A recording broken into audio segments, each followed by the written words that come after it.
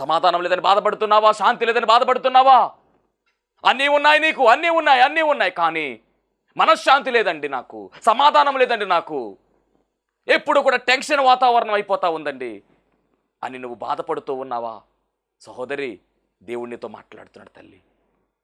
ఈరోజు ఈ వాక్యము ద్వారా నీ జీవితంలోనికి సమాధానము ఆయన ఇవ్వబోతూ ఉన్నాడు. సమాధానము ఇవ్వడానికే ఆయన ఈరోజు ఈ వాక్యము ద్వారా నీతోనే మాట్లాడుతూ ఉన్నాడు. గమనించండి, చాలా జాగ్రత్తగా ఆలోచన చేయండి. ఎందుకంటే యేసుక్రీస్తు ప్రభువారు శరీరధారిగా ఈ లోకంలోనికి వచ్చిన తరువాత ఆయన శిష్యులతో చెప్తున్నటువంటి మాట యోహాను సువార్త 14వ అధ్యాయము 27వ వచనం ఒకసారి మనం గమనిస్తే, శాంతి మీకు అనుగ్రహించి వెళ్ళుచున్నాను, నా శాంతినే మీకు అనుగ్రహించి వెళ్ళుచున్నాను అంటూ ఉన్నాడు.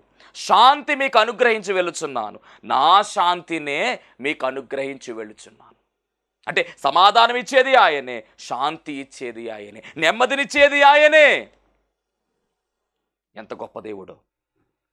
మరి ఇలాంటి సమాధానము కావచ్చు, శాంతి కావచ్చు, ఇచ్చేది ఆయనే.